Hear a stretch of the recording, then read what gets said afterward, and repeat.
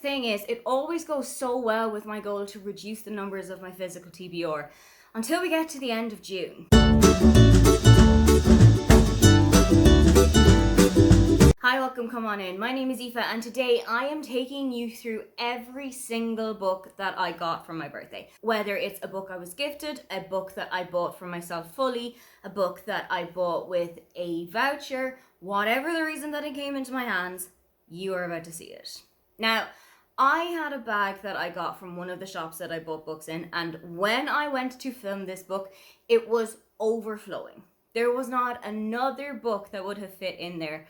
So I think it might be time to show you the fruits of my labor. First one up is The Circle by Dave Eggers. This is from my friend Arnaldo, and it is kind of about a really interesting social media experiment. I am a little bit concerned about this book. I don't really read a whole lot of books about that kind of social media phenomenon, but I'm gonna go in and give it a try. It's got some pretty good reviews on Goodreads, so let's see if this one turns out to be up my street at all. Next up, from a group of friends, I got 2 books on the same series. Better Than the Movies and Nothing Like the Movies, both by Lynn Painter. I have actually already read Better Than the Movies and I absolutely loved it. It is the exact kind of book that a rom-com connoisseur like me is looking for. So, when they had originally asked me if I had read the books and I said yes and I loved it, but I got it from the library, then they knew that they were in safe hands and that they could get me both copies and that I would love both of them. This is a YA book and it's kind of about a couple who are drifting apart from one another and who are bringing themselves back together by taking on all of the tropes that we know and love from rom-com movies. I am so intrigued to see where Wes and Liz's story is going to go in Nothing Like the Movies, and I cannot wait to reread Better Than the Movies first. To continue on my YA journey and kind of my renaissance of going back to YA books, I have gotten something that is particularly zeitgeisty.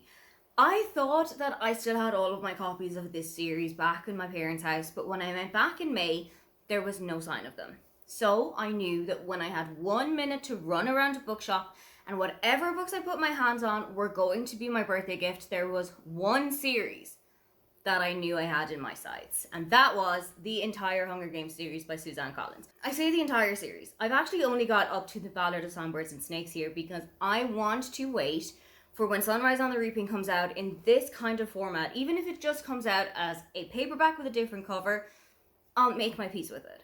But I really wanted to have all of the books from the original trilogy, and because I know that I need to read it before I can get to Sunrise on the Reaping, I also picked up a copy of Ballad of Songbirds and Snakes. This is a book that I never particularly warmed towards because it is a villain origin story. But my cousin was actually seen on Instagram a couple of days ago reading it, and when I asked her what she thought about it, she said it was a fantastic book that blew her away. Let's just see if it blows me away too. Bringing it back to the familiar territory of romance books, I have also got a copy of What Happens in Amsterdam by Rachel Lynn Solomon. I've loved the 3 Rachel Lynn Solomon books that I have read already, and I am so hopeful for this one. This is kind of like a fake dating meets a marriage of convenience trope, and those are 2 of my favorite tropes, so I am so interested to see where this is going to go.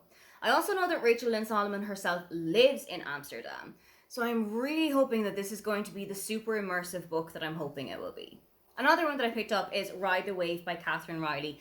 I gave a copy of Matchpoint to one of my friends for her birthday. She is absolutely obsessed with tennis and she absolutely loved it. She said that the writing style was really funny and really engaging, so I'm hoping that this is going to be something up my street. I am a little bit more of a water baby than I am a tennis player, so while I'm not particularly up to date with what's happening with surfing, I'm hoping that because it's set in Portugal, because it's got a kind of a beach or a coastal setting, that this might be the one for me. Also, I don't know if they fully picked up on the video, but this has got the most stunning sprayed edges of a book that I have seen in such a long time. I am truly hoping that Dream On Ramona Riley by Ashley Herring Blake is going to be a return to form. I absolutely loved the Bright Falls trilogy, but Make the Season Bright just did not work for me. I don't know if it was the trope, I don't know if it was the writing, I don't know if it was the storyline, I don't know what the combination was, but something in there just didn't click for me. Now, I've seen a couple of people that I love who've really loved this one on Goodreads. It's got a really high score, so hopefully This return to like a small town sapphic romance is just what I need to get back on track with Ashley Herring Blake. If you have been anywhere in the book community for the last couple of weeks, you will have definitely seen people talking about Atmosphere by Taylor Jenkins Reid. This is one of my favorite authors of all time's new release, and I am on my knees praying that this one is going to be a hit.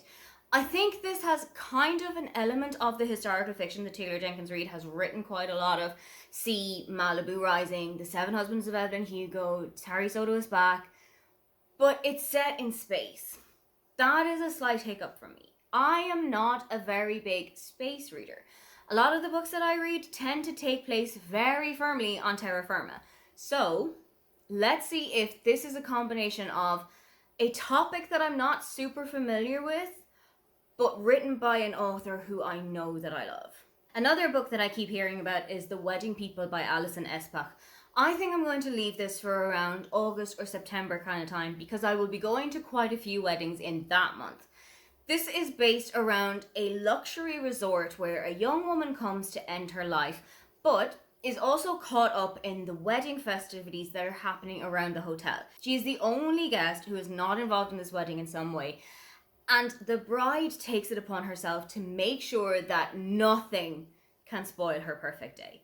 I am so intrigued by how this is going to work because it's such a dark topic, but I feel like it's going to be treated with a lot of respect to make it a little bit more believable. Finally, if Taylor Jenkins Reid is the woman who can completely break my heart, then Fredrik Backman is the man who can help her out. My Friends came out at the start of June, and I have searched meticulously for a copy of this.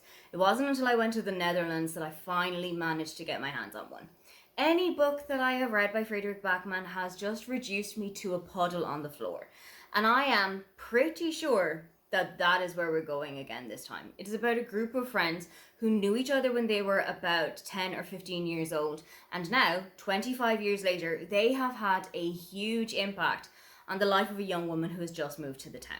I am so intrigued to see where this Fredrik Backman book is going to bring me. And if this is going to be the one that makes me cry buckets. There is every single book that I either was gifted or gifted myself when my birthday arrived. What is a book that you got for your birthday, and have you actually read it yet? If you would love to leave me a comment, but you can't think of anything you'd like to say, then just leave me a birthday gift emoji. Don't forget to like and subscribe because I have new videos up every week. Now, get on out of here.